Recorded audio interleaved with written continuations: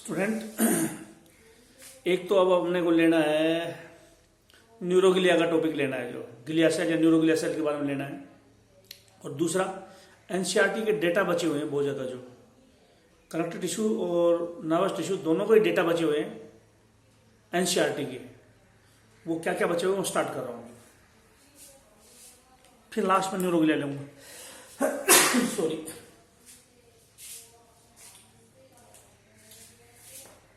Platelet deficiency.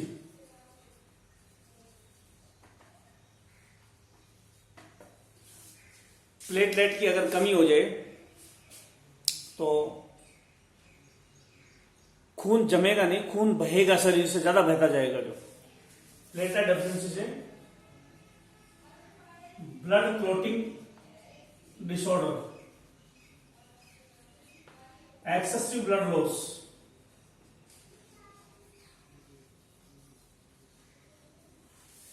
चोट लग जाएगी तो ब्लड बहुत ज्यादा बहेगा अगर प्लेटलेट की कमी है तो। जो और ब्लड क्लॉटिंग, खून जमने वाली बीमारी हो जाएगी, खून जमेगा नहीं, वो बीमारी होगी जिसमें खून क्लॉट नहीं होगा। जो प्लेटलेट का नंबर कितना होता है 1,03,350। 1.5 लाख से 3.5 लाख प्लेटलेट होती। मैंने लिखाई थी 1.5 लाख से 4.5 लाख, जो और बुकों में थे। एनसीईआरटी ने कहा है कि 1.5 लाख से 3.5 लाख होती, 4.5 लाख नहीं होती। जो अच्छा, ये डायग्राम है,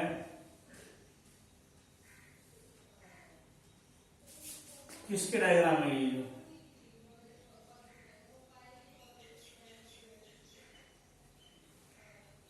ये डायग्राम किस चीज के है?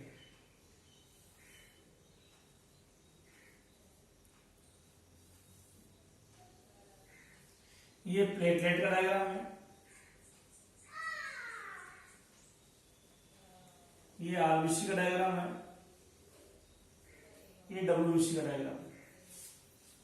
एनसीईआरटी में डायग्राम तो एनसीईआरटी में एक भी मत छोड़ना, उस पर हर एक में क्वेश्चन बनेगा। जो ये प्लेटलेट है, ऐसे लग रहा है जैसे फ्लास्क शेप हो। जो ये आरबीसी है, वैसे सर्कुलर बाइकन के होते हैं लेकिन दिखा नहीं रखा, सर्कुलर बाइकन के गोल से ही दिखा रखा है।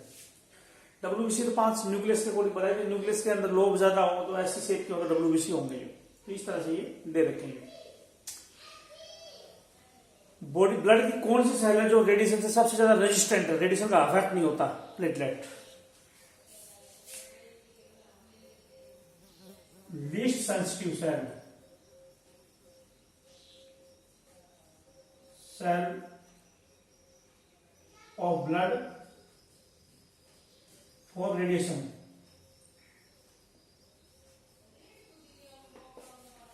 नर्वस टिश्यू जो था सबसे कम रेजिस्टेंट था। जो रेडिएशन से कौन सा टिश्यू है जिसमें रेडिएशन का सबसे कम असर होता है? वो है नर्वस टिश्यू। कौन सी सेल है ब्लड की जिसमें रेडिएशन का सबसे कम इफेक्ट होता है? प्लेटलेट। सबसे ज्यादा effect more sensitive cell of blood for radiation.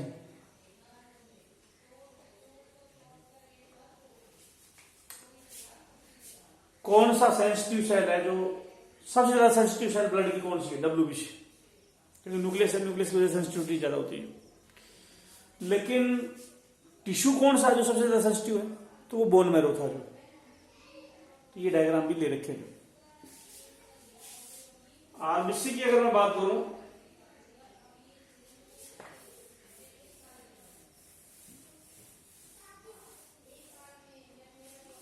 हमारी बॉडी में सबसे छोटी सेल और सबसे ज्यादा सेल आरबीसी है।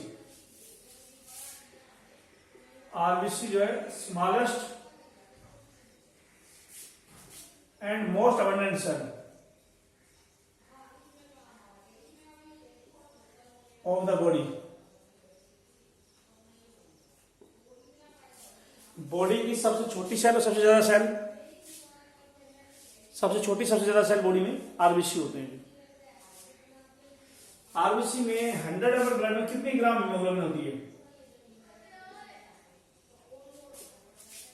12 से 16 ग्राम हीमोग्लोबिन। वैसे एवरेज हम 15 ग्राम बोलते थे जो, लेकिन एनसीईआरटी ने कहा है 15 नहीं लिखा इसने, 12 से 16 ग्राम, क्योंकि आजकल ऐसे क्वेश्चन आने लगे एनसीईआरटी का अगर 1 ग्राम 2 ग्राम भी ऊपर नीचे है तो क्वेश्चन सोल्व नहीं होगा जो। तो एनसीईआरटी का डाटा जरूरी है याद रखने, डाटा जो 100 एनिमल ब्लड में 12 से 16 ग्राम हीमोग्लोबिन होती है, 12 से 16 ग्राम हीमोग्लोबिन। और टोटल आरबीसी काउंट कितनी होती है?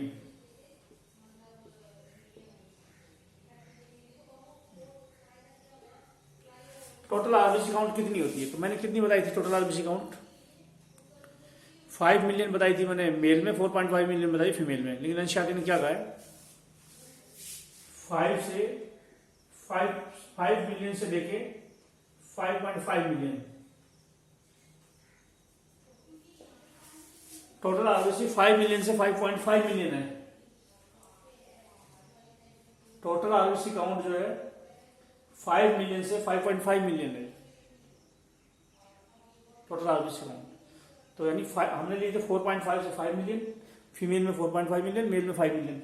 लेकिन इस बुक ने लिया है एनसीईआरटी ने, क्योंकि तुम बोलोगे ब्लड का टॉपिक इतना दे ही नहीं रखा टिश्यू में, तो ब्लड के टॉपिक को सर्कुलेटरी सिस्टम में देखो दोबारा, फिजियोलॉजी का सर्कुलेटरी सिस्टम है उसमें पहले ब्लड ले रखा है, तो वहां से क्वेश्चन बढ़ेंगे ब्लड के जो। तो टोटल आरबीसी काउंट 5 मिलियन से 5.5 मिलियन होती है, ये टोटल आरबीसी काउंट होती है। चलो आगे देखते हैं।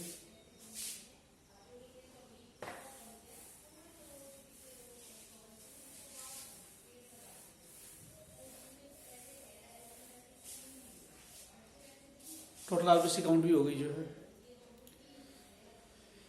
अब हम आते हैं नर्वस टिश्यू पे, कुछ नहीं अभी ब्लड का कलर कैसा होता है? प्लाज्मा कलर, ट्रा कलर,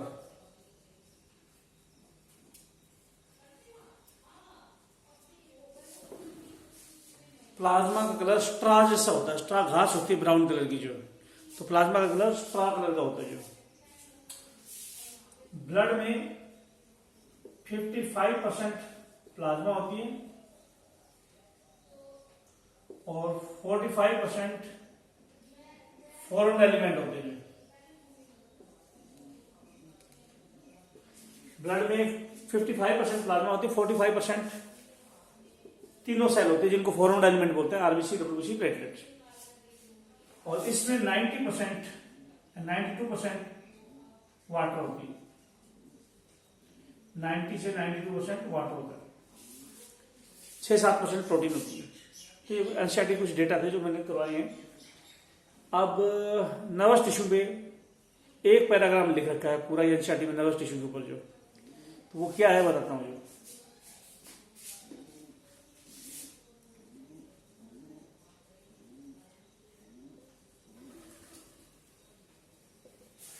पूरा पैराग्राफ जो लिखा होगा वो लिखी हुई बात बताता हूं जो। क्या लिखा है? न्यूरल टिश्यू कंट्रोल,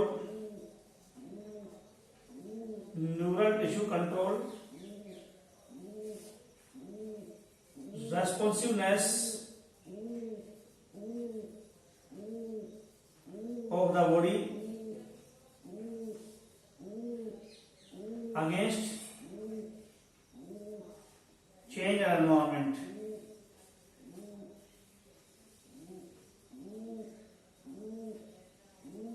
ये लो,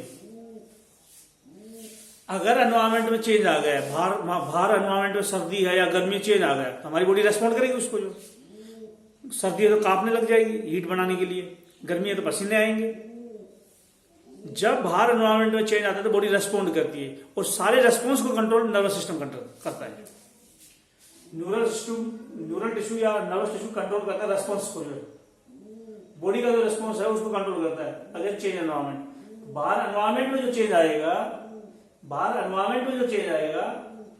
तो बॉडी उसको रेस्पॉन्ड करेगी, उस रेस्पॉन्ड को न्यूरल सिस्टम कंट्रोल करता है।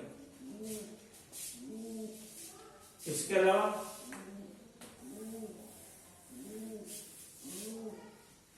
न्यूरॉन क्या है? यूनिट ऑफ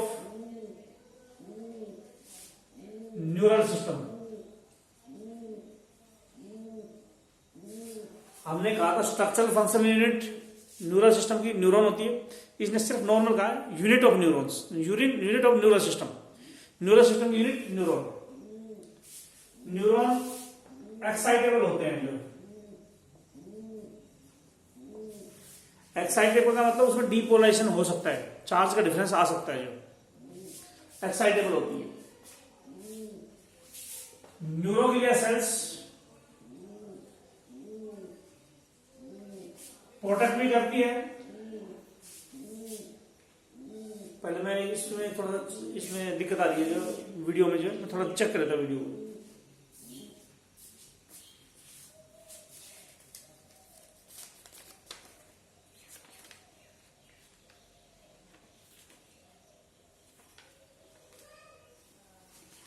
ठीक, तो neuroglia cell protect and support the neurons. Neuroglia cell करवाई नहीं है, अभी करवाऊंगा मैं थोड़ी देर में। जो न्यूरोग्लिया सेल न्यूरॉन को प्रोटेक्ट करती है, बचाती है, उससे चारों तरफ होती है, तो न्यूरॉन को प्रोटेक्शन करती है, उसको सपोर्ट भी करती है न्यूरॉन्स को। जो पूरे न्यूरल सिस्टम में आधे से ज्यादा न्यूरोग्लिया सेल होती है, जो more than half cells of neural tissue are neuroglia cells.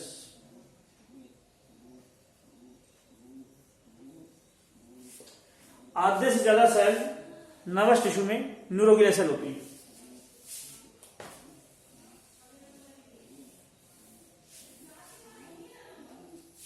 आधे से ज्यादा सेल नर्वस टिश्यू में न्यूरोग्लिया सेल होती है। अगर न्यूरॉन को स्टिमुलेट कर दे,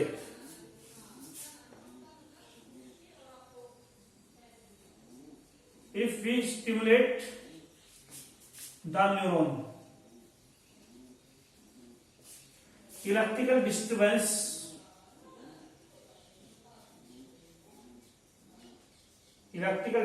is produced in it, and this disturbance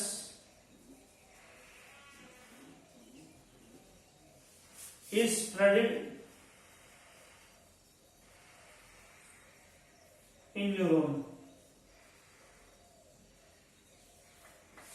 क्या कहा मैंने? अगर न्यूरॉन को तुम स्टिमुलेट करते हो नीडल से या न्यूरोट्रांसमीटर से, कैसे भी स्टिमुलेट करते हो, उकसाते हो, तो करंट बढ़ जाता है न्यूरॉन के अंदर, करंट आ जाता है न्यूरॉन के ऊपर। जब स्टिमुलेट करने के बाद उसको एक्साइट करना, उस पर केमिकल डालना, रेडिएशन डालना, उसमें नीडल लगाना, कुछ भी है। जब भी न्यूरॉन्स को बाहर रख के उसको स्टिमुलेट करोगे तो करंट आ जाएगा, उसमें इलेक्ट्रिकल डिस्टर्बेंस आ जाएगी, और वो करंट पूरे न्यूरॉन में फैल जाएगा। और न्यूरॉन के एंड में साइनप्स पे जाएगा, और साइनप्स के बाद में वो अगले न्यूरॉन में चला जाएगा। क्या बोलोगे? ये डिस्टर्बेंस न्यूरॉन के एंड में पहुंचेगी,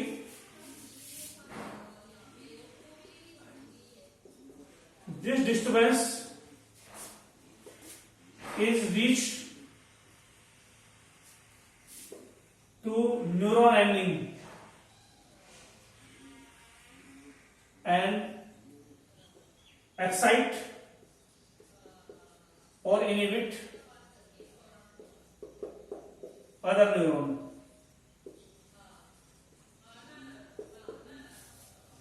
ये एक डिस्टर्बेंस एक न्यूरॉन पे पहुंचेगी, अगले न्यूरॉन पे जाएगी, साइनप्स के थ्रू जाएगी। ये डिस्टर्बेंस अगले न्यूरॉन पे जाएगी, पहले न्यूरॉन के एंड पार्ट में जाएगी, और अगले न्यूरॉन को एक्साइट भी कर सकते हैं, इनहिबिट भी कर सकते हैं। कुछ बातें, कुछ मैसेज ऐसे होते हैं जो बॉडी के अंदर जाते हैं, जिससे हमारा न्यूरॉन इनहिबिट हो जाता है। ड्रग्स ले लो, किसी आदमी ने ड्रग्स ली और वो ड्रग्स बॉडी को एक्साइट कर गई, तो इसका मतलब उनके न्यूरॉन एक्साइट होने लग रहे हैं जो। और कुछ ड्रग्स ली, हम सो जाते हैं, तो उसमें इनहिबिट हो रहा है जो। तो मैसेज जब ड्रग्स ली है तो बॉडी न्यूरॉन ही तो एक्साइट और इनहिबिट हो रहे हैं। तो न्यूरॉन को जब स्टिमुलेट करते हैं, न्यूरॉन को स्टिमुलेट करते हैं तो इलेक्ट्रिक करंट बनता है, और वो न्यूरॉन के एक्सोन पे पहुंच जाता है जो। अगले न्यूरॉन्स पे वो उसको इनिबिट भी कर सकता है, एक्साइट भी कर सकता है। अगर उसको इनिबिट कर देगा तो बॉडी का सप्रेस हो जाएगी, और बॉडी को उस अगले न्यूरॉन को एक्साइट कर देगा तो बॉडी एक्साइट हो जाएगी। तो इस तरह से ये एनसीईआरटी का डेटा है जो तुम्हारे को पढ़ने हैं। एनसीईआरटी, पहले एनसीईआरटी का एक एक वर्ड पढ़ना है, नर्वस टिश्यू का, ब्लड कहाँ से पढ़ना है, ब्लड पढ़ना है सर्कुलेटरी सिस्टम में से।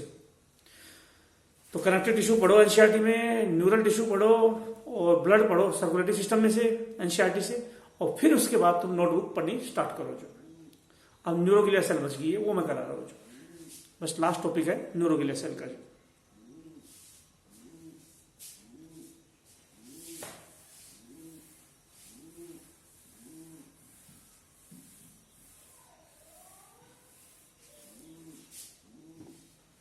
न्यूरोग्लिया सेल्स,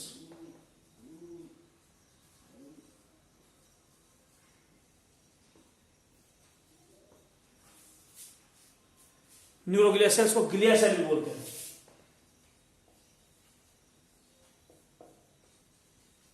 ग्लिया का मतलब ग्लू, ग्लू का मतलब था गोंद, गोंद की तरह से न्यूरॉन को चिपका देती है। न्यूरोग्लिया सेल या ग्लिया सेल्स दो टाइप की होती है,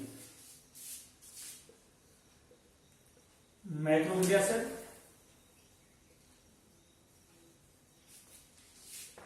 microglia sales.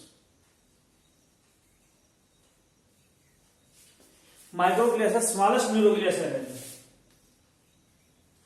Smallest glia cell, सबसे छोटी न्यूरोग्लिया सेल्स माइक्रोग्लिया सेल होती है, स्मॉलेस्ट होती है। ये मोनोसाइट डब्ल्यूबीसी से बनती है।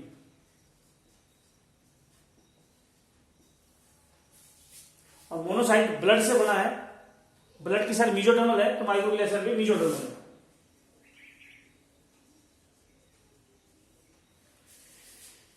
स्मॉलेस्ट सेल है इसलिए इसका नाम माइक्रोग्लिया सेल है। माइक्रो में तो छोटी ग्लिया सेल है ये, और ये स्क्वेंजिंग भी करती है और डिफेंस में भी काम आती है। माइक्रोग्लिया सेल स्क्वेंजिंग मतलब डस्ट पार्टिकल अगर पड़ा हुआ है, डेड वहां पे न्यूरॉन, डेड न्यूरॉन पड़े हुए हैं, कुछ भी डेड मटेरियल पड़ा हुआ है ब्रेन के अंदर, तो ये माइक्रोग्लिया सेल उस ब्रेन में से उस डेड मटेरियल को हटा देंगी। बैक्टीरिया का वायरस पहुंच गए हैं ब्रेन के अंदर तो ये सेल हटा देंगी। डिफेंस का मतलब ये किल करती है बैक्टीरिया वायरस को।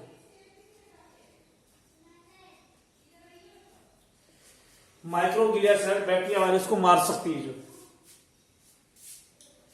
Scavenging, remove unwanted material from CNS, ये भी bacteria virus, kill bacteria virus in CNS. लगभग न्यूरोग्लिया सेल्स सीएनएस में काम करती है, स्क्वेंज सेल को छोड़ दो वो पीएनएस में काम करती थी। लगभग न्यूरोग्लिया सेल्स सीएनएस में होती है। Mostly neuroglia cells are found in CNS. ज्यादातर न्यूरोग्लिया सेल्स सीएनएस में मिलती है, बैक्टीरिया वायरस को मारती है। जो भी बैक्टीरिया वायरस अगर सीएनएस ब्रेन स्पाइनल कॉर्ड में पहुंच गया तो न्यूरोग्लिया सेल मार देगी। अगर डेड मैटर पड़ा हुआ उसको हटा देगी। माइक्रोग्लिया एक एंटीजन प्रेजेंटिंग सेल की तरह से काम करती है, act as antigen presenting cell.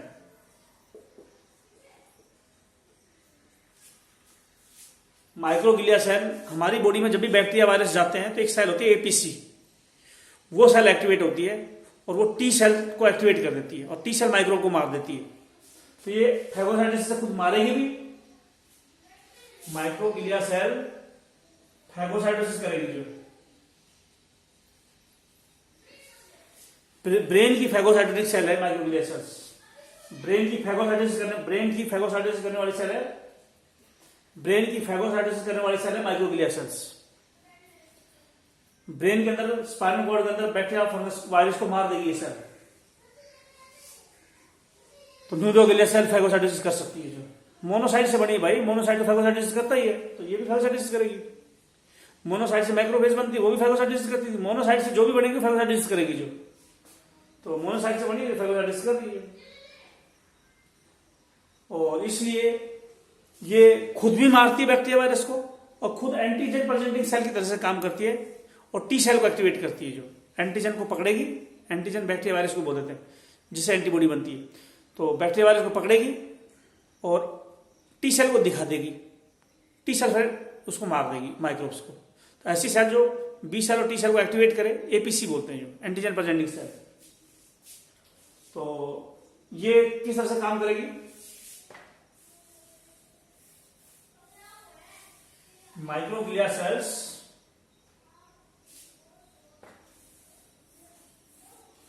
Microglia cell APC cell की तरह से काम करेगी, एक्टिवेट टी सेल्स। एपीसी के एंटीजन की तरह, एपीसी सेल की तरह से काम करती और टी सेल को एक्टिवेट कर देगी। दिखने में कैसी होती है? ये ऐसे होती है, ऐसे इसमें ब्रांच होती है, ऐसे ब्रांच होती है, ऐसे ब्रांच होती है, और ये फैगोसाइटोसिस कर रही है, फैगोसाइटोसिस कर रही है। काफी ज्यादा ब्रांच निकली हुई है इसमें, फैगोसाइटोसिस कर रही है, बैक्टीरिया वायरस को फैगोसाइटोसिस मार रही है। ऐसी होती है माइक्रोग्लिया सेल्स। अब आते हैं मैक्रोग्लिया सेल्स, बड़ी ग्लिया सेल्स। ये छोटी, सबसे छोटी न्यूरोग्लिया सेल थी, अब हम लेंगे बड़ी मैक्रोग्लिया सेल्स।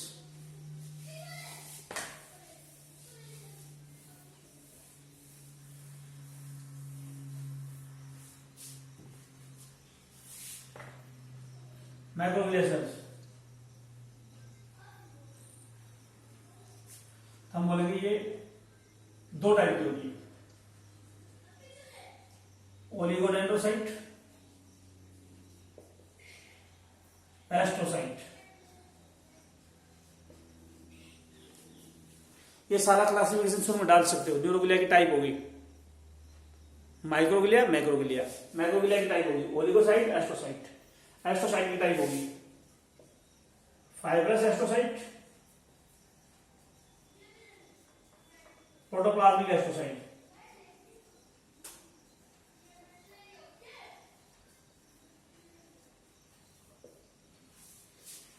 मैक्रोग्लिया बड़ी सेल होती है। ओलिगोडेंड्रोसाइट में फ्यू ब्रांच होती है, ओलिगो मतलब फ्यू, डेंड्रो मतलब ब्रांच, और ये माइलिन शीट बनाती है, होम माइलिन शीट। ये मैं करवा चुका हूं, ओलिगोडेंड्रोसाइट सेल से माइलिन शीट कैसे बनती है वो बता चुका हूं। एक ओलिगोडेंड्रोसाइट कई एक्सोन में माइलिन शीट बना देगी जो, और सीएनएस में बनाएगी जो, और ये ऐसे होते दिखने में।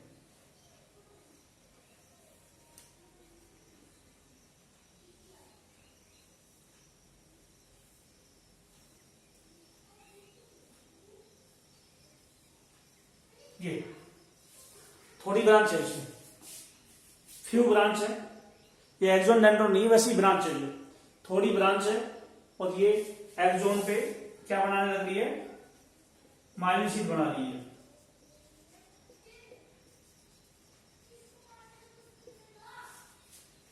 ये क्या है? न्यूरोग्लिया सेल है ये, बड़ी। कौन सी है? ओलिगोडेंड्रोसाइट। इसमें थोड़ी ब्रांच है और माइलिन शीट बनाने लग रही है एक्सोन पे, तो इस तरह से ओलिगोडेंड्रोसाइट भी होती है जो।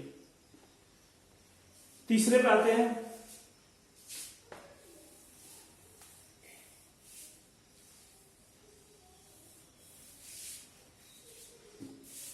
स्क्वेन सेल न्यूरोलिमा बनाते थे, उसको न्यूरोलिमोसाइट बोल सकते हैं। स्क्वेन सेल को क्या बोल सकते हो? न्यूरोलिमोसाइट। स्क्वेन सेल से न्यूरोलिमा बनती है, इसलिए न्यूरोलिमोसाइट बोलते हैं स्क्वेन सेल को। एस्ट्रोसाइट दो टाइप की होती है, फाइब्रस में contain less protoplasm and less organelle.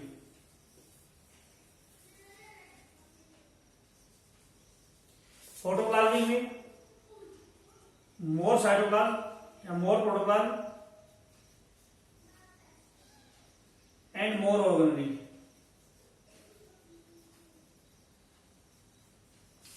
Protoplasmic astrocyte में ऑर्गेनेली या प्रोटोप्लाज्म ज्यादा है, फाइब्रस में कम है. फाइब्रस एसिमेट्रिकल होती है, ये एसिमेट्रिकल होती है. प्रोटोप्लाज्मिक एस्ट्रोसाइट सिमेट्रिकल होती है.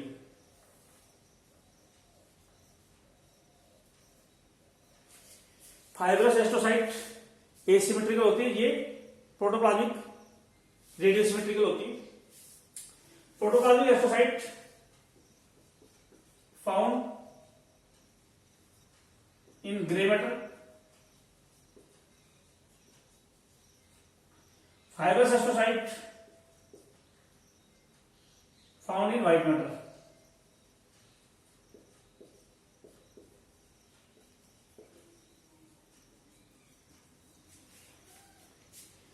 इसमें प्रोटोप्लाज्म भरा है, उसका ग्रे कलर है, इसलिए ग्रे मैटर में मिलेगी. जो इनका डायग्राम बनाए फिर कैसी होती है फाइब्रस एस्ट्रोसाइट, कैसी होती है प्रोटोप्लाज्मिक, कैसी होती है.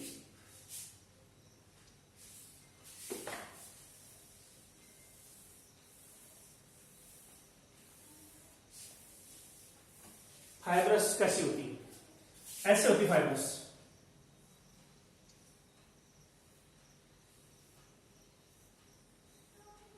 ऐसे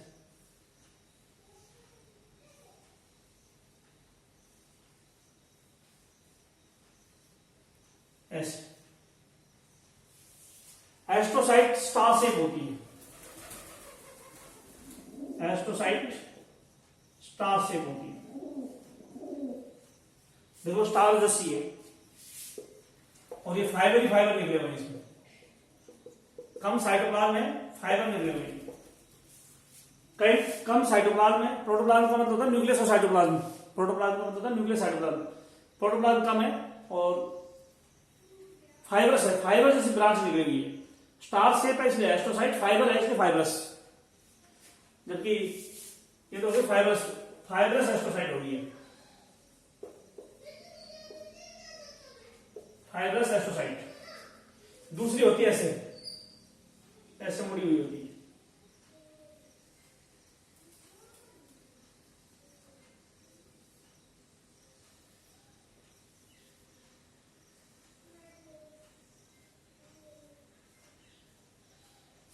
ये देखो प्रोटोप्लाज्म कितना भरा हुआ है, काफी ज्यादा प्रोटोप्लाज्म भरा हुआ है. इसमें क्या बोलोगे, प्रोटोप्लाज्मिक एस्ट्रोसाइट. प्रोटोप्लाज्मिक एस्ट्रोसाइट में प्रोटोप्लाज्म भरा हुआ है. लेकिन इस तरह से एस्ट्रोसाइट होती है. जो एस्ट्रोसाइट काम क्या आती है, जो एस्ट्रोसाइट्स ओलिगोडेंड्रोसाइट ने माइलिन बना दी, उसने फेगोसाइटोसिस कर ली, डिफेंस में आ गया माइक्रोग्लिया का रोल. इसका ओलिगोडेंड्रोसाइट का माइलिन शीथ बनाने में आ गया सीएनएस में रोल. इसका क्या रोल है एस्ट्रोसाइट का, जो एस्ट्रोसाइट का रोल.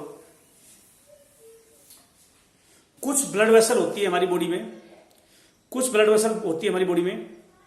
जिस ब्लड वेसल में क्या होता है, कुछ ब्लड वेसल ऐसी है जो हमारी बॉडी में जहां मेटल का एक्सचेंज नहीं होता है, उस ब्लड वेसल को बोलते हैं blood brain barrier. Blood brain barrier. ऐसी blood vessel where no exchange of material. कुछ ब्लड वेसल ऐसी होती है जहां ब्लड का एक्सचेंज नहीं होता, मेटल का एक्सचेंज नहीं होता. क्यों नहीं होता, ये ब्लड ब्रेन बैरियर है. ये सेल है, ये यस, ये मेटल एक्सचेंज नहीं हो रहा है इनके बीच में. क्यों नहीं हो रहा, ब्लड ब्रेन बैरियर में एक्सचेंज क्यों नहीं होता, क्योंकि यहां पे ऐसे एस्ट्रोसाइट है। एस्ट्रोसाइट ब्लड वेसल में है, जहां से मेटल एक्सचेंज होना चाहिए वही एस्ट्रोसाइट है, और वो मेटल एक्सचेंज को रोक रही है। Astrocyte prevent exchange of material in triple B. Blood brain barrier में मेटल का एक्सचेंज जो रुकता है वो एस्ट्रोसाइट से रुकता है। लेकिन कुछ साइंटिस्ट ये भी मानते हैं, ये मान लेना ये सही बात है, हमारी ट्रूमैन की बुक में इतना ही कहा है कि ब्लड ब्रेन बैरियर में एस्ट्रोसाइट का रोल है, जो ये मेटल का एक्सचेंज को रोकती है। लेकिन आज कुछ साइंटिस्ट वैसे याद रख लेना, एग्जाम पर्पज से नहीं, वैसे याद रखने के लिए कुछ साइंटिस्ट ये मानते हैं कि ब्लड ब्रेन बैरियर जो है एस्ट्रोसाइट की वजह से नहीं है, बल्कि टाइट जंक्शन होते हैं, ब्लड वेसल के बीच में टाइट जंक्शन होते हैं जो मेटल को जाने नहीं देते। और दूसरा बेसमेंट मेम्ब्रेन, बेसमेंट मेम्ब्रेन भी मेटल को बाहर, बेसमेंट मेम्ब्रेन एक्सचेंज को रोकती है और टाइट जंक्शन मेटल को रोकते हैं, इस वजह से ब्लड ब्रेन बैरियर बनता है। लेकिन हमारी बुक में कहा गया है कि एस्ट्रोसाइट सेल से ब्लड ब्रेन बैरियर बनता है, ये मेटल एक्सचेंज को रोकती है। दूसरा, astrocyte help in repair of damage area, damage neurons. हमने पढ़ा था स्क्वेंट सेल पेरिफेरल नर्वस सिस्टम में मिलती थी और वो न्यूरॉन की रीजनरेशन में काम आती है। न्यूरॉन का रीजनरेशन नहीं होता सेंट्रल नर्वस सिस्टम में, क्योंकि वहां पे न्यूरोलिमा नहीं है, स्क्वेंट सेल नहीं है। तो स्क्वेंट सेल का काम भी रीजनरेशन है, न्यूरॉन की रिपेयरिंग है। न्यूरॉन की रिपेयरिंग एस्ट्रोसाइट सेल भी, न्यूरॉन की रिपेयरिंग में एस्ट्रोसाइट सेल भी हेल्प करती है, न्यूरॉन की रिपेयरिंग में जो। और एस्ट्रोसाइट सेल साइनप्स पे भी मिलती है काफी ज्यादा, और इंपल्स को साइड में नहीं जाने देती, एक न्यूरॉन से दूसरे न्यूरॉन में जाने देती है। तो क्या बोलेंगे, astrocyte cells are also found in synapse, near synapse. Synapse के पास में मिलती है, इंपल्स को साइड में जाने से रोकती है, ये जो एस्ट्रोसाइट सेल जो है। और न्यूरॉन को न्यूट्रिएंट भी प्रोवाइड करते हैं astrocytes, also provide nutrient to neurons. Nutrient या ग्लूकोज प्रोवाइड करते हैं, जो ग्लूकोज की बहुत ज्यादा जरूरत होती है न्यूरॉन को, तो एस्ट्रोसाइट सेल न्यूरॉन को ग्लूकोज प्रोवाइड कर देती है। एक्स्ट्रा ग्लूकोज भी एस्ट्रोसाइट सेल न्यूरॉन को प्रोवाइड करती है। तो इस तरह से ये सेल होती है एस्ट्रोसाइट सेल जो है।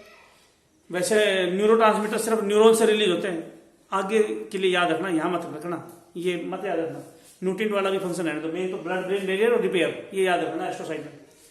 आगे के लिए याद रखो कि ग्लूकोज वगैरह भी न्यूट्रिएंट प्रोवाइड करती है न्यूरॉन्स के लिए। और ये न्यूरोट्रांसमीटर भी रिलीज करती है, गाबा वगैरह जो, ये वैसे याद रखना है, एग्जाम पर्पस से नहीं। जिस तरह न्यूरॉन न्यूरोट्रांसमीटर रिलीज करते हैं, उस तरह न्यूरोग्लिया सेल में एस्ट्रोसाइट न्यूरोट्रांसमीटर रिलीज करती है जो, तो ये वैसे याद रख लेना। जो कुछ स्पेशल टाइप की न्यूरोग्लिया सेल वो और लिखा देता हूं मैं, जो कुछ स्पेशल टाइप की न्यूरोग्लिया सेल्स हमने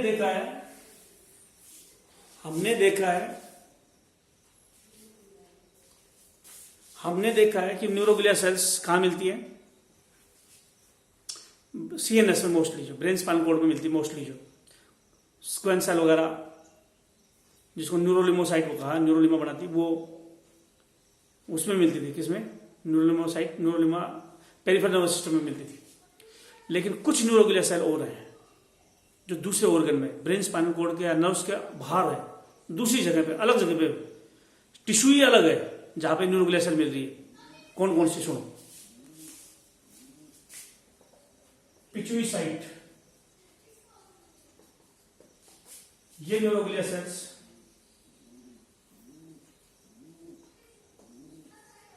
these neuroglial cells are found in pituitary gland.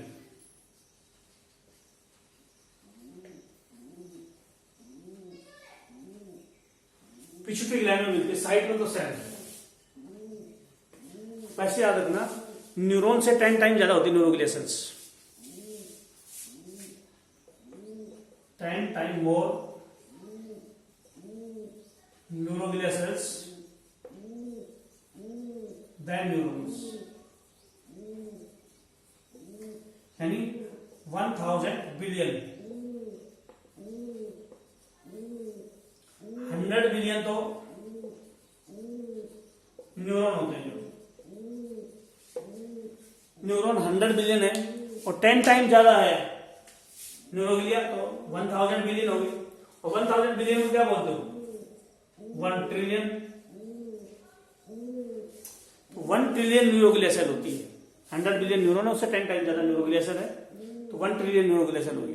10⁻⁴ billion होता है 10⁻12 नहीं, 10⁻12 ट्रिलियन होता है।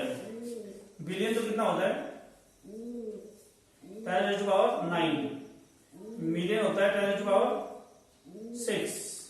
क्वाड्रिलियन कितना होता है? 10⁻15। मिलियन होता है 10⁻6, बिलियन होता है 10⁻9, ट्रिलियन होता है 10⁻12 और क्वाड्रिलियन होता है 10⁻15। तो न्यूरॉन है 100 बिलियन, 100 बिलियन न्यूरॉन है, इससे 10 टाइम ज्यादा न्यूरोग्लिया, तो 1 ट्रिलियन होगी भाई। 100 बिलियन यानी 1000 बिलियन। 1000 बिलियन का मतलब क्या होगा? 1000 बिलियन का मतलब क्या हुआ? 10⁻9 होता बिलियन, ये 1000 हटाओगे तो 12 हो गई, 10⁻12 होगी। चलो, ये तो पिछड़ न्यूरोग्लिया सेल का नंबर था ये जो, लेकिन ओवरऑल 50% से ज्यादा टिश्यू न्यूरोग्लिया का होता है न्यूरॉन के अंदर। न्यूरॉन से ज्यादा न्यूरोग्लिया सेल्स है, 50% से ज्यादा न्यूरोग्लिया है। पिछुड़ी साइड तो पिछुड़ी ग्लैंड में मिलती है न्यूरोग्लिया सेल। और एक होती है Müller cell.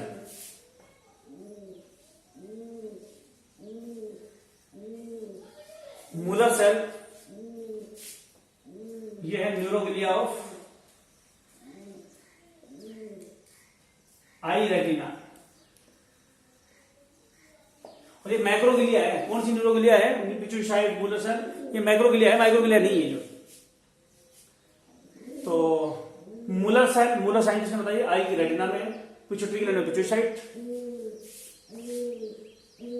Burgman cell,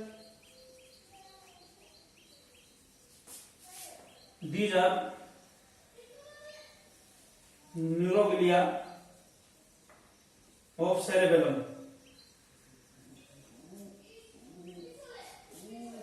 Burgman cell neuroglia cell, ये न्यूरोग्लिया सेल है सेरेबेलम में। ब्रेन का सबसे बड़ा पार्ट सेरेब्रम होता है, सेकंड लार्जेस्ट पार्ट सेरेबेलम होता है, इसको लिटिल ब्रेन बोलते हैं जो। तो बर्गमैन सेल जो होती है उसमें बर्गमैन सेल सेरेबेलम में मिलती है। और एक होते हैं ग्लियोब्लास्ट।